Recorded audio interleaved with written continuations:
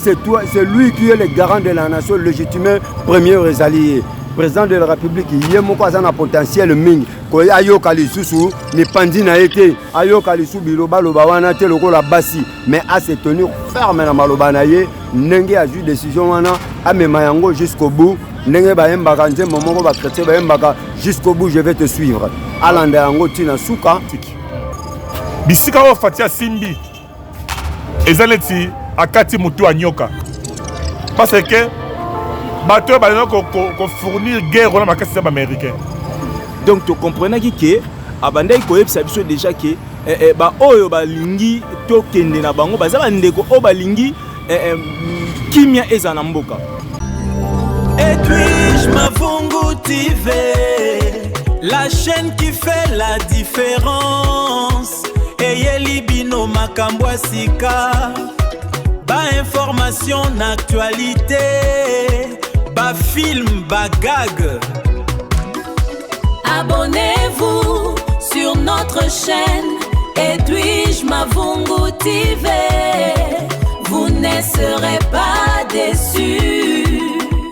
Na pesi mbote mingi parce que yambinga lelo lisusu na kati ya émission na yo et puis bandeko mingi yo pe bazolanda biso bakolanda biso na kati émission na yo na pesi bango mbote na bengaka mutu nyonso héritier ya Congo. Congo eza mabele na biso eza héritage o nzamba pesa biso eza héritage oyo bakoko batikela biso alors biso nyonso toza héritier ya Congo. Donc congolais nyonso ozali héritier ya Congo na pesi mbote mingi na pesi mbote mingi. Na ningi nazongisa bondeko junior soki tozolanda tozotala biloko wana nyonso c'est la tromperie. So na bengi yango tromperie.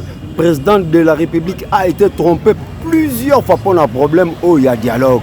C'était une simple affaire où il fallait tout Andi Mayango Kutubanda Liboso Nde Babiloko Nyonso Ezate. Aujourd'hui, tous les gens n'ont pas si pour que Bandeko Nabiso Bazo Koufa par-ci par-là, Bazo Bomabango, Likolo Yakozanga Kimia Namboka. Or, Kimia Soko Ezate, Ezali Passi. Et là que Lukakaka Kimia Ezali Ko Solo là. Même dans quatre foyers. Moi sina mobali so bwana bazisani bana baza na kimia te po baza na kimia po bavandisa papa na mama na ba parrain na bango na ba famille po ba dialoguer po likambo sa nini esila pourquoi biso esila akaka te to defelo kwa nani Kongo eza na nyongwa nani po biso to koma baumbu ya bapaya po biso na mboka na biso moko to koma be baumbu po même bandeko na biso moko ya kati ya mboka bakoma ko maltraiter biso ko torturer biso ko yiba na biso moko. Grand frère nous en kati ya gouvernement mazo yiba yo petit frère nous en cité famille nous en cité azo yiba bino mbongo po ye akota na gouvernement et ils ont biloko moko impitoyable inconcevable vraiment ezali passe mingi. Alors na koloba boye na likambo etali dialogue soki lelo dialogue koti bazizani talandenge babengisi biso par-ci par-là bandeko bakendeki na Zambie bazongi bakeyesi par-ci par-là bakiti même monsieur bakendeki na Brazzaville avant que le président de la République soit au Brazzaville à la contre ya président Sassou Nguesso bango bakendeki déjà kuna ils ont bavardé avec Sassou même na ba téléphone basolaki na Sassou et président tango azokende kuna Ndachumi retango azokita na Brazzaville tango président pas azokende na Brazzaville ils ont bavardé pour parler sur ça. Ezo sengaka dialogue na Congo et dialogue wana président tango bazo ko évoquer bato yo bazali na kati na boîte na ye bazo évoquer que toke na dialogue faut vendre faut aller là ah oui c'est tout à fait normal mais nous sommes sous-titrés ya occidentaux bato bazo contrôler bazo gestionner biso sont des occidentaux bato bazo commander biso sont des occidentaux hein siko yo ko lobo sala on inventé ya yo moko dialogue non. Ezalakate Salamagate Botika Koko sa président. Aujourd'hui, le président s'est revenu à la raison, à comprendre que partout à Tamboli, il faut la dialoguer na bat. Tala biloko ndeko alobaki na ndeko mususu nani ndeko na biso nani oya kima na poto akena na les États-Unis.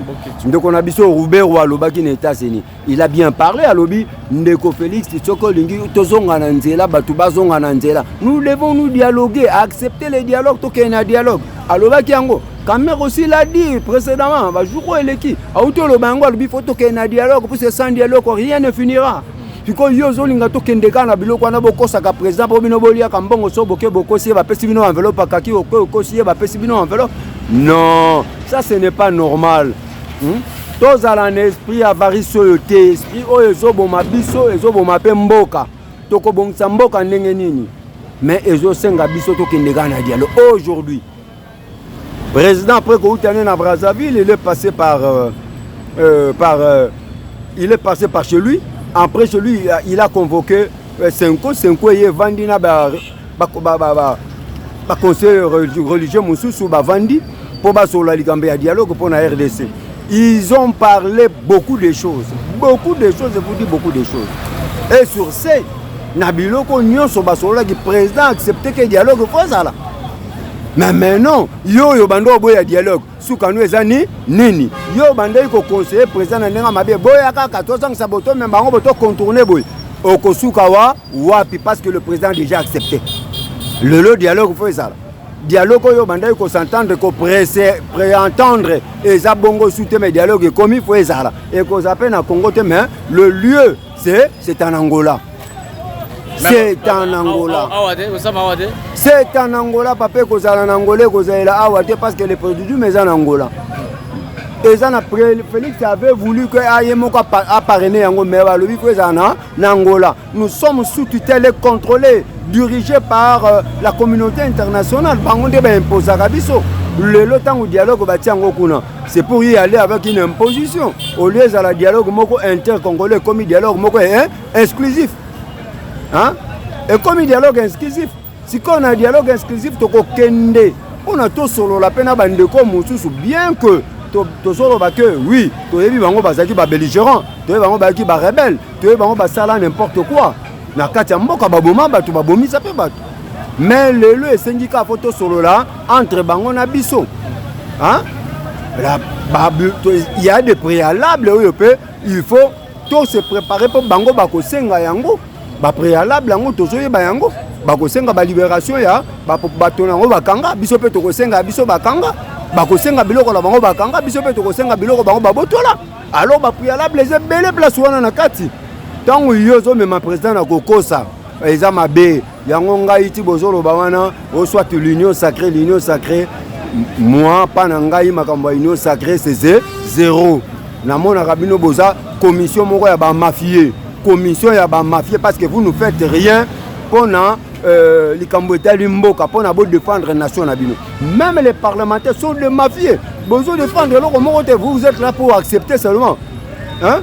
Bon bandoro loba to na constitution to modifier to changer constitution to na révision nango to sache. Mais pas où en sommes-nous aujourd'hui? Les Kamangwe c'est terre, banani ba c'est terre ngo. Ezali binoté. Les alliés bisotés, c'est la communauté internationale qui les a étouffés. Et les bisotés, c'est la communauté internationale. Oh, ben imposer biso dialogue d'une manière préconisée. D'une manière préconisée, c'est que yo kosaka président, zongana no mutu. Vous qui dites vous que vous avez conseiller présidentiel. Vous qui dites vous que vous avez conseiller en matière politique, en matière diplomatique, il y a président. Où en sommes nous? Donc pour dire que le président de la République a Zoroka Moutouté. Na minute où le président a Moutouté parce qu'il doit se soumettre à la communauté internationale. Pas que le Kosoloena Ndajimire, Kosoloena président Sassou, Kosoloena président Lorenzo, président Monica Lobi, non. Ce sont des personnes Oyo, il faut nayo que la parce que bazan expérience on a cassé na pouvoir pour nanga, surtout Eduardo Sassou et puis Lorenzo. Bazan expérience on a cassé pour les cas babiloko avant qu'engana les kayango. Alors Yosko Roya conseiller président Nesikana Ndengeni. À savoir que la ligne natale saba congolais biloko na koloba yango mukolo tokoza na plateau na koloba biloko sous clairement. Nazotali sabis bandeko belo yo baye bakate. Boyebi valeur ya ndeko zo benga Lorenzo wanate. Toi tu le vois seulement simple président na kati ya Angola, mais ça simple président ko considérer le quoi wanate, soyez le ko la moko na lobi bien moko, il y a ba haute personnalité internationaux oyo bato bapesaka bato pouvoir aza membre ya conseil de sécurité nationale international oyo ya monde oyo ezoyoka ke badécideur oyo bagrand décideur ya monde oyo bapesaka bato pouvoir lui fait partie. C'est un secrétaire général du conseil de sécurité. Si comme mutu ndengo wana tango azobenga yo solola na ye, c'est pas un moindre de choses. Kozoye le pamba pamba te, komi mona ndenge yo zalité. Komi mona ndengo zate, peut-être que vous oubliez les choses. Tout bien, tozo bossa na bien par motif d'ignorance. Te tolo babiloko to sala biloko yo esengeli kozala. To sala biloko esengeli kozala. Vraiment na cadre ya biloko ba bengi dialogue. Nous sommes là et on est là pour finir Keto Kenenadia na dialogue. À savoir aussi que bato union sobosomo na libanda, il y a des personnes aussi importantes au bana kachamboka. Ope misu babimaki ba libanda et ko senga bango pe bazonga bazala. Ah, il y a bato mususu baza très important pour dialogue avec zala. Même hier moko Fati akubenge pena na téléphone na lobi yaka mwana izala awa po yo fosa peme nanga po yo Kabila nanga est-ce que ba uzala pe ba faire partie na dialogue ngo papa bango même bazala te bena bike ba ko tinda délégation c'est comme ça tout le monde en époque à Kabila hein batu batinda ba délégation batu basala bo ba partenaire tinda ba délégation ba force tinda ba délégation et ezali eloko ya sikate eloko ali boso ko bana na Congo yango te même na bamboka mipaya et le Congo etikala kozala étranger ezalité et bandi pe le lete suka pa na bisote kozala continuer na bamboka mususu na Congo Brazzaville salama Angolais salama partout salamaka pourquoi pas na biso même pas na biso tozomona ngo lokole comme deuxième troisième fois mais partout salama hein na ba Sénégal na ba Gabon ba nini tout ça Côte d'Ivoire n'en parlons pas soki tolobi toketi na ba Guinée ata toujours ba pays étranger tokotanga pe bamboka mususu pe dialogue pe leke salama pona ni ka bisote poni photo dialogue to zaba na mboka photo eba ko solola yango ebongisaka likambo soko za na conflit na mwasi no na bana ndenge na lobaki précédemment o kosila na ka po bo solola o kangela mwasi no candidaté pendant 6 mois une année 2 ans c'est ko lingaka te o kangela bana no candidaté pendant une année c'est ko lingaka bana ote c'est que yote mtobota bango soki yo mtobota bango ko solola na bana soki yo mto lingaki mwasi no balaki na mbongo na yo bimisaki ko solola na ye au Solane, pour finir, bon Sola. Mais comment on a le président de la République en limit dialogue les lots et ça à surprendre la population bien comment? Non, à surprendre la population, c'est la loi politique et naturelle. Et ça surnaturel, c'est naturel. À surprendre la population, parce qu'on savait que le qu'on a fait il y a 15 jours. Parce qu'on est des banalistes politiques basés belé. Le nom comme tout le monde est devenu politicien. Pourquoi va combattre politicien? Ils suivent la politique à la loupe. Bah y a que c'est le banalise et que kende boya kwa boutique boya suka boya zongi sa boya ko sala boya hein ba répercussion wana yango to zomona sikol o ba peuple sala qui et puis na o ezomona sur la faisabilité politique sur terrain. Maintenant qu'est-ce qui a poussé maintenant le président de la République la veille il y a marche 64 azali organisé pour na kokitana na pas de la nation. Alors andimi kaka andima yango na momo poni. Non, c'est une pression internationale. Ça, c'est une pression internationale qu'on ne peut jamais échapper. Président de la République, Kazawana, c'est un motif d'inconscience vis-à-vis de la population, entre la population et la communauté internationale. À cause certifié pour la population a été.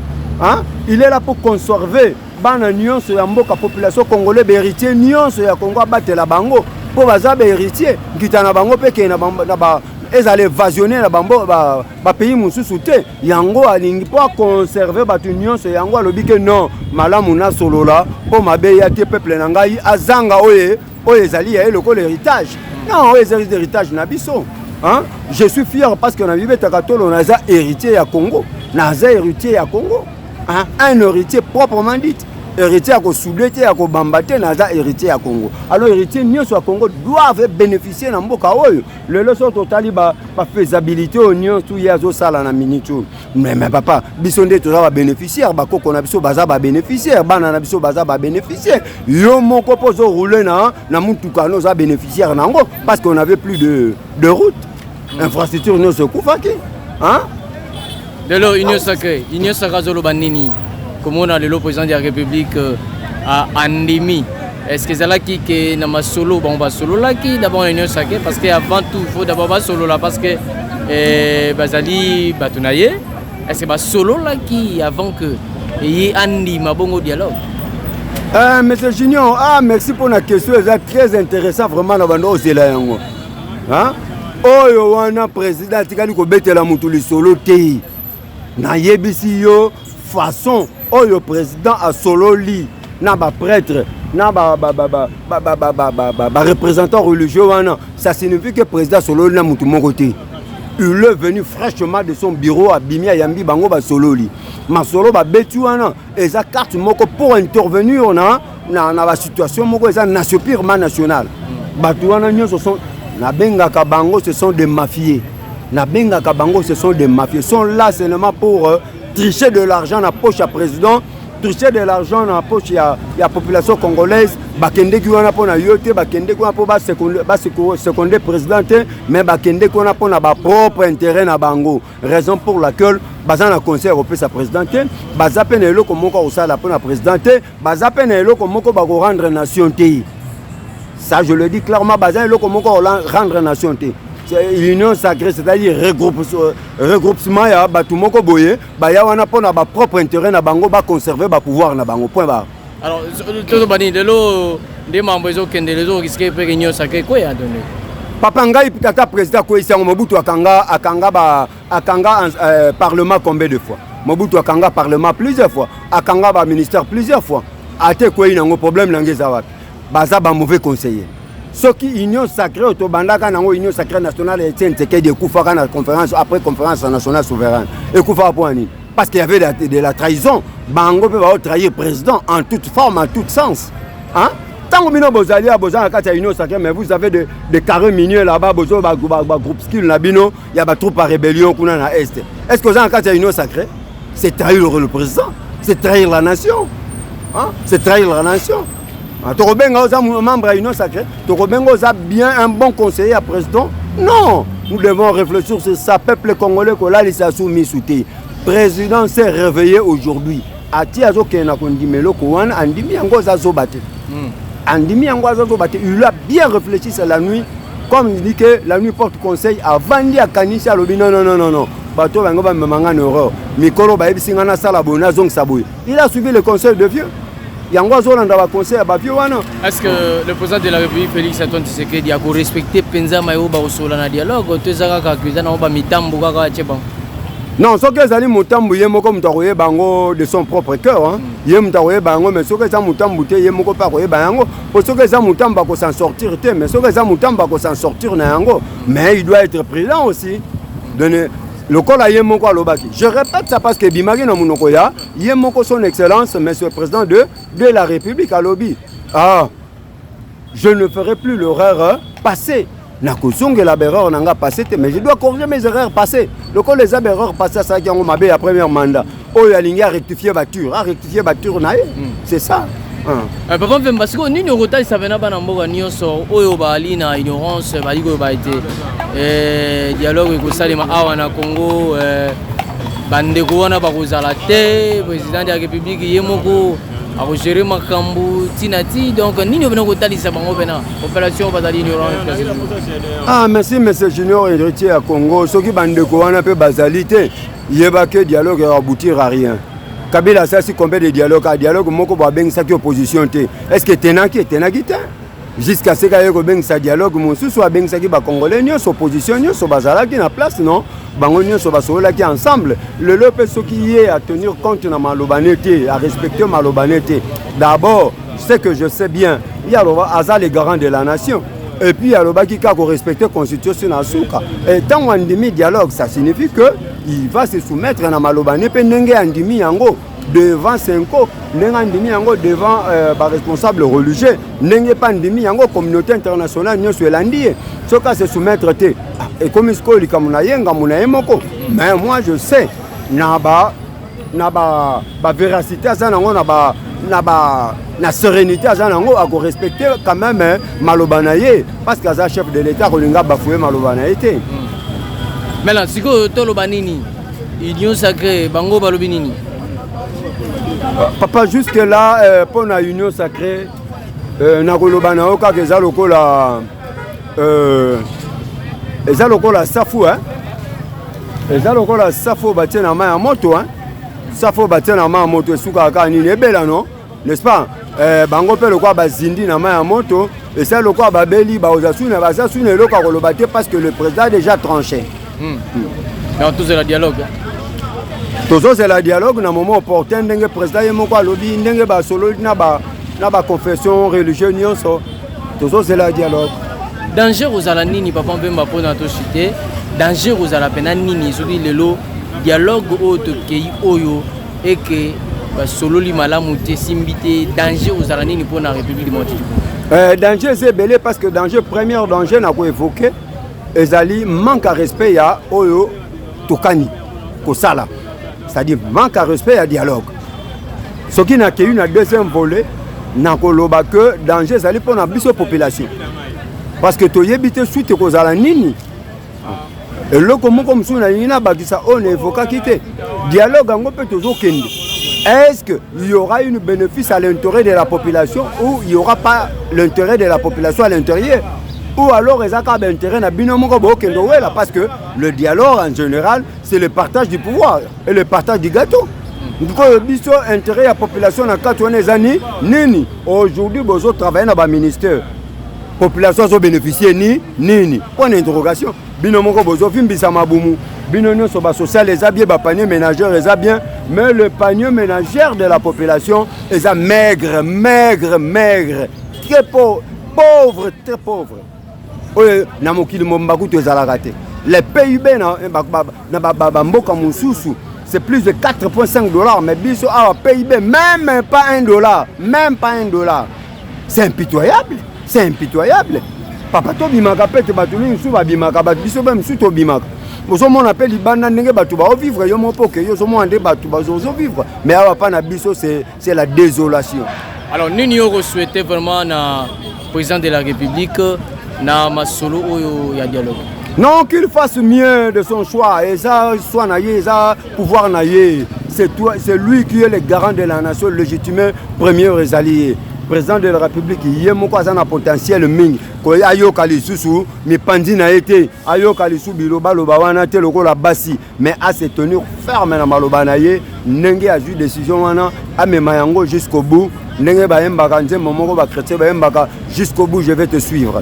Alandayango, Tina Souka, pour réussir la mission na Oyonzambe à Tindela qui est na RDC.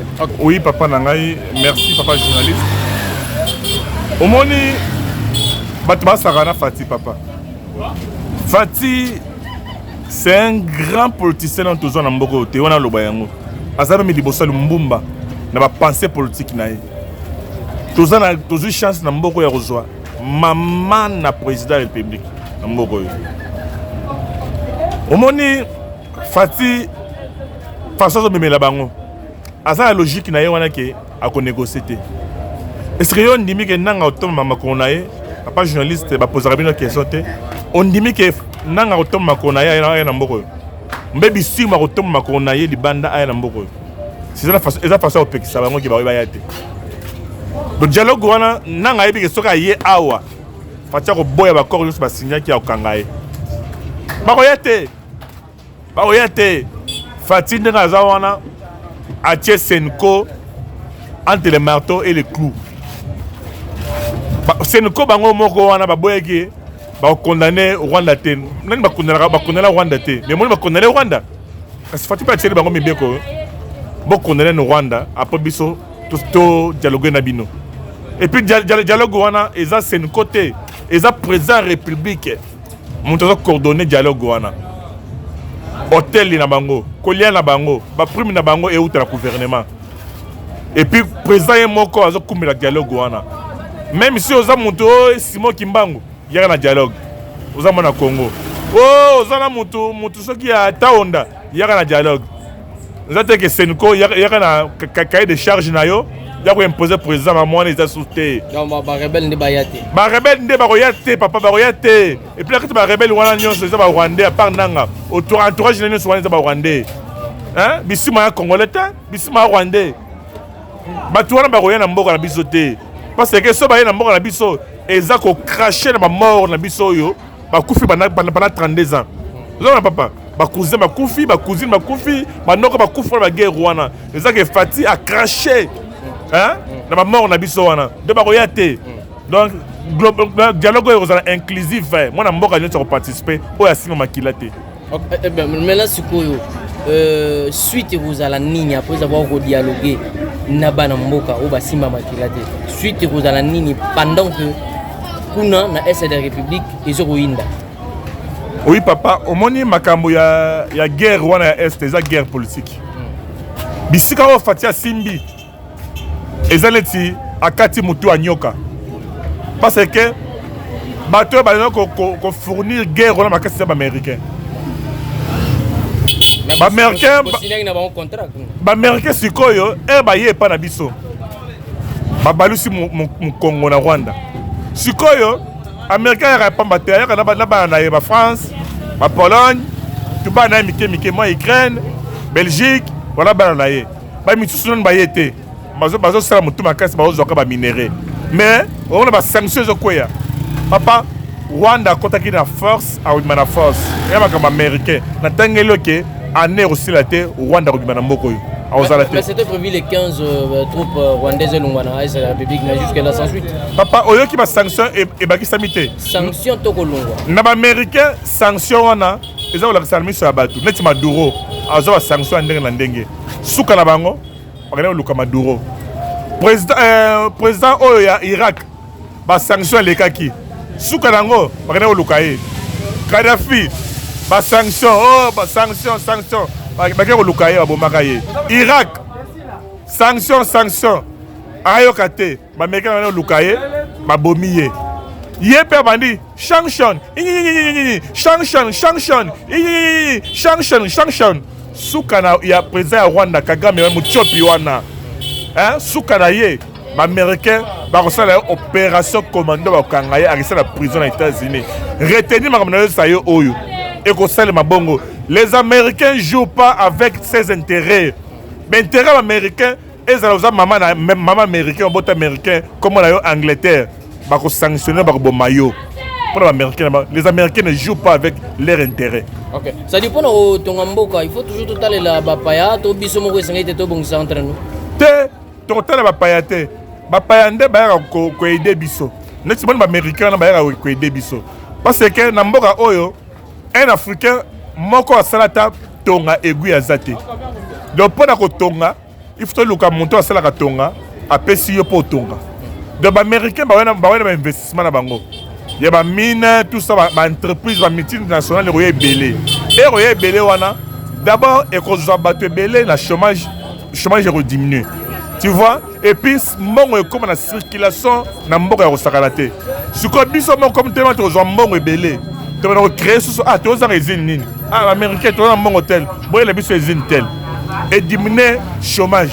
Donc mbongo evoya bongo. Ba pays nyonso oyo ba travail américain et un pays pauvreté. Surtout le Qatar, hein? Surtout l'Arabie Saoudite, surtout le Kenya, surtout l'Éthiopie, en Afrique, surtout l'Égypte, il y a surtout l'Israël, surtout les Européens. Deuxième guerre mondiale, les qui anéantis, parce qu'ils sont dans l'industrie. Et ça, les Américains va tenir l'Europe, papa. Secrétaire européen et ça, américain. Donc, je suis sûr que carte wana eza très bien. Parce que tout d'abord to bandaki koyebisa bandeko. Pese bandeko na biso ebele ke mokonza mboka azali na parti politique te. Mokonza mboka azali papa ya ba institution nyonso. Donc il est net bengaka aza institution moko ba bengango institution moko ya milieu du village. Donc yende mutu alambaka ba makambu nyonso, c'est-à-dire aza ni na opposition aza ni na pouvoir. Yanga to anda koloba ke ndeto okende o biso to anda komona ke chef de l'état aokomaka na maloba suka pe aopesa biso formule nini oyo tokoki kokende nango na façon mboka ebandi kokende parce que mboka toko kotika te mboka ekendaka kaka na ba désordre. Il faut maintenant to lukato fanda toyeba eloko nini bandeko bazo nga basenga bandeko o balingi nini bandeko o balingi nini et puis to continuer ndenge mboka na suizo senga. On va vendre na banani. bon tokofanda na batu nyonso mais condition ekoki kozala moko ke bandeko oyo basimbaki minduki te wana nde toza koinsiste parce que wana penda tozobeta sete tozolobaki bandeko nyonso fu bafanda mais bandeko oyo basimbaki minduki te. Je crois que chef de l'état abandé kolobela ngo na mo ba conférence belé azongeli même na Nations Unies azongela kango.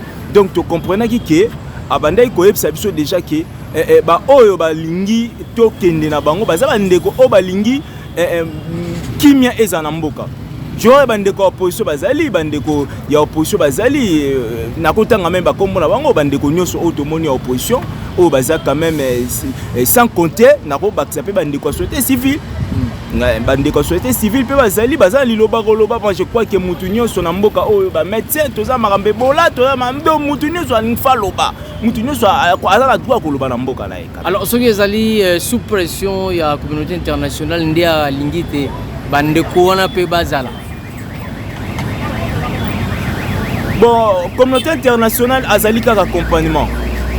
Je crois que partout dans le monde, communauté internationale azanga raté na babiloko nyonso auto sala parce que bango pe bazala lisu bango pe bazaba témoin. Ça fait partie ya nini ya parce que quand on parle de la communauté internationale, c'est la communauté. C'est-à-dire que bango pe bazali pe parti pour parce que tout le monde a ambassadeur. Tout le monde a un corps diplomatique, batambola rapé, vivre tout ça indien, bazolia bazomela na biso. Tout ça ba chinois bon, pourquoi pas te bango pe ba mona ndenge ni tokene. Papa mboka zo tambola bien te. Mboka salite makambuto lobia wa mboka bon. Mboka makambuto zo tambola bien te. Faut ba toi fanda, ba toi solo là où est le mal ya chef de l'état. Mais pourquoi au début azali boyango? Bon, batu ngai nazali ko comprendre que batu ebele bazo comprendre le chef de l'État. Vraiment biso même ata biso na kata IDPS ne toza awa so ba combattant la plupart ya bandeko na lobaka ngo toujours. Tozalaka toujours na bitide ya osala ba réaction moko épidermique. Tu bandé ko comprendre même la politique des chefs de l'État. Même c'est une vision. Mais pourquoi même vision à pas chef de l'État pas bateau comprendre ngote. Nous avons même compris que même au sein il y a nini ya famille présidentielle. Je pèse même mon gars professeur, même aussi un chef de l'État, l'entourage nae, personne nae kota la bandeko singa wabi, il y a même des conseillers au balingi même à ta chef de l'État. Croyant que tu pèse un chef de l'État conseil mais au moment où nous voulons pas les chefs de l'État. Mais il n'y a sans qu'ezali. Inosake oui, Inosake bana ba cousin. Moi je pense pas de Inosake, moi je parle de l'IDPS. Biso toza IDPS, nous ne sommes pas des lignes sacrés entre autres. Biso toza ba décision na biso. Moi mon secrétaire na biso, secrétaire général na biso alobi makama marche to ki pa ngote. Ntoza na biso banda voilà. Mais bandeko to moi bandeko ino sacré ba sepeli pe bazala na bona rata marche ya soki ezala contre mais tout ça et c'est la démocratie, c'est l'ambiance. Hein? On est dans une processus d'ambiance, il y a démocratie. Voilà, va permettre biso tolo bato solo là, voilà. Okay. On est là pour parler. Mais là, pourquoi le président de la République a s'appelé Kondima dialogue na moment où na veille il y a marche où bandeko il y a 64 baningi basala le 22. Alors pourquoi on dit miango avant? Non, le chef de l'État c'est un homme de parole là. Le chef de l'État ne fait que le président, le chef de l'État Aza Moutou Yabatu. Le chef de l'État a toujours une politique qui a le beaucoup, il y a je crois, Azo Kendeka kana même Zalir na Iwana, Azo Kendeka politique na Iwana. Je crois que biso na opposition to banda ko supporter président Félix. C'est-à-dire président Félix Aza Moutou lokola ngate. Biso to linga aboma asala boy. Même ngamoko kanda mais na moni que président Félix na embrasser politique na ye, Aza politique moko ya metandi. Donc pour un chef Batuba solo là, Bazana Kimia, voilà un père qui réunit tout le monde. Dans un père il y a vision et Zara bon. Donc un père doit avoir une vision. Le président doit avoir une vision, on a côté la macantia présidente, mais ce qu'il a fait à Salana Ndengwala. Jusqu'à ce que tout le monde a côté comment ndetoye ba elo oni niao mais pour le moment tu préparer dans le bateau solo là na katia masolo. Merci. Mon mboka professeur nini pena ko loba na ba politicien congolais au bazana dialogue wana. Au senga na bango penza nini pamba te ba dialogue salami belé na République démocratique du Congo. Oyo aturu nini pena ko senga pour que le bimbo que jaki. Bande ko ba préparer ka ndinga osolo. Ba yebi président Félix Bianza mutali solo, ba tuna Beliézer, ba tuna ina ba parlement de tozanda ko sala. Donc yé penda côté li solo, botika no ba makamna bino bo se préparer na ba verbe pour préparer ba bureau politique pour ce qu'on est to bandi masolo. Nous c'est l'IDPS to bundarate to solo laka. Baya ba convaincre biso pe to ça ba argument na biso au total isabango qu'est-ce que la politique et voilà o eko sala ma je crois que le chef de l'État est bien appuyé na ba élément nyonso o ya ko fansa ako yebisa bino mandat na je crois que na rappeler bino que le chef d'État vous fera bilan. Le chef d'État yebisa bino bilan ya mandat na ye. Banda to banda qui titre place to comité boss à la l'aise to yebisa bino eloko na place na yango place to banda qui na i to kosuka na b to kosala bino programme ya bilan ya ni na biso programme. Merci beaucoup. Merci. Edwige Mavungu TV, la chaîne qui fait la différence.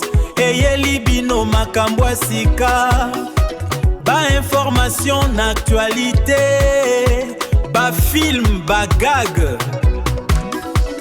Abonnez-vous sur notre chaîne Edwige Mavungu TV. Vous ne serez pas déçus.